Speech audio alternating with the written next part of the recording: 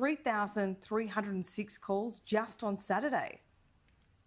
And 3,200 calls yesterday, Laura. So we're seeing the sort of call volume that we saw both in the middle of the pandemic last year, but also at the beginning of this year. And I think what the recent calls, the 2021 peak in calls, show is with lockdowns, both of borders around Christmas, New Year, with a lockdown effectively of the New Year's Eve celebrations, and now with the short, sharp lockdown in Victoria, what people feel very acutely is they thought it was all over. We thought we'd been through the worst part of this.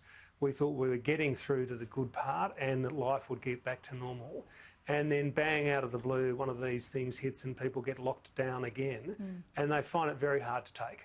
The irony of this, John Brogden, is that these lockdowns are done in the name of health. Is it correct to say that politicians just aren't taking into account the mental health impacts? Well, I think what we need to understand is that there's a vaccine out soon in Australia, very, very soon, that we hope will fix COVID, will fix people's physical health with respect to this pandemic. There will be no vaccine for the mental health pandemic that's happening in Australia.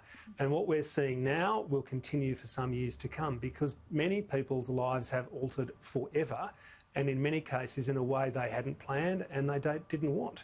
I mean, we really do crave for two things as human beings. We crave for certainty and we crave for human contact. Well, they're the two things that were instantly taken away from us last year, and people really do need to have some certainty about the future.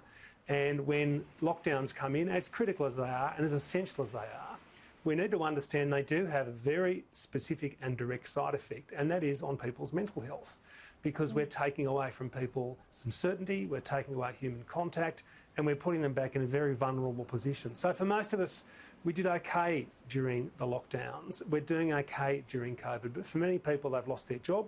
Their job's not coming back anytime soon. They've got a new job that's not as good as the old job. JobKeeper's about to come off, so they won't have the money in their bank account to pay their mortgage or pay their rent. So we've still got a long distance to go on the mental health challenges associated with this pandemic. And is Victoria and Victorians feeling this more acutely? Is that where the volume of calls are coming from, obviously?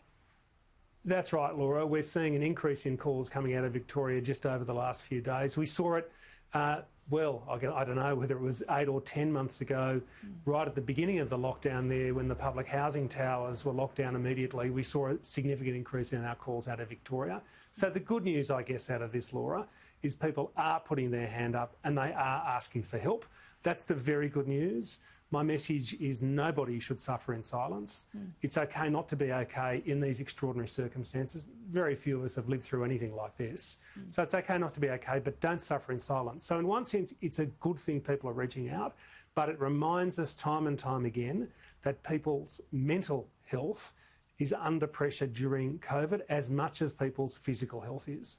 We're always told that these lockdowns are for the greater good, that we need to protect each other.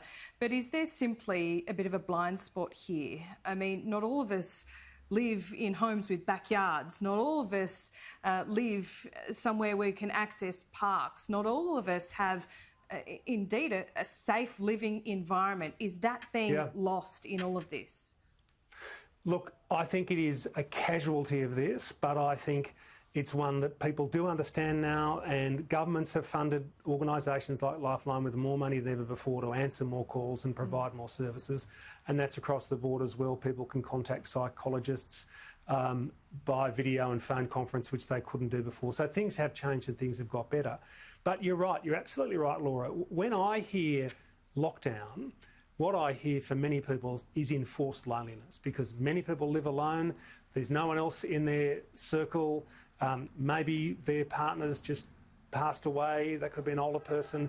Maybe their whole family structure's changed. They don't have a lot of friends. They live alone. They don't have a backyard, as you say. They don't have a balcony. All of these things become very hard. So we can all play a role, not just Lifeline. We can all play a role in keeping an eye on these people. They might be our neighbour. They might be somebody we work with. They might be a friend. They might be somebody we used to work with, we used to go to school with.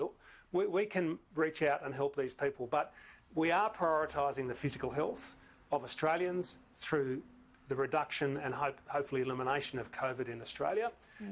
But at the same time, we have to realise there are side effects for many people with respect to their mental illness, and we have to make sure that those people know they can reach out and get help when they need it. Absolutely, and we will not lose sight of that. Just quickly before I let you go, the government is undertaking one of the biggest studies, mental health studies ever by any government. It's going to take about a year, but it's going to interview 17,000 people between the ages, I think, 18 and 85.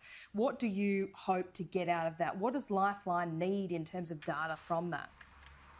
Well, we need for the people of Australia, the people interviewed, to be as honest as possible, and I'm really confident they will be, about their mental health, about what affects it and how we can improve it. Because one of the lessons we learnt during COVID, during 2020, is not all the answers to improved mental health come from the health budget. Many of them come from other budgets, in the sense of JobKeeper. JobKeeper was a lifesaver for people, Laura, because it meant people who were, for all intents and purposes, had lost their job and thought they were going to get nothing, all of a sudden had JobKeeper come through, which kept them going through that difficult period. So part of the message we want to see is what other services can wrap around people: housing, employment services, other services, as well as mental health services. But I also want to ensure that we get the full picture of the extent of mental health problems in Australia, so that we, Lifeline and governments and other organisations, can provide the services that people need. We have a far too high suicide rate in Australia. It is dropping at the moment, but believe it or not, during COVID, the suicide rate in New South Wales dropped by 5%. I think that's because people were reaching out and getting the support they need. We need to take that initiative and keep driving suicide numbers down as much as possible. More than double the number of people who die on the roads die from suicide every year, and we need to not just let that sit gently on us, but we need to fight hard to make sure we see a reduction in suicide. So I want to see this survey give us the information we need to reduce suicide in Australia. The statistics never cease to be anything but horrific, John Brogden. We should speak more. We're going to do that on this program because, as you say, we Laura. need to Thank drive you. this. Appreciate it. Don't forget, if anybody's listening and they need some help, please ring Lifeline on 13 11 14, 24 hours a day, 7 days a week.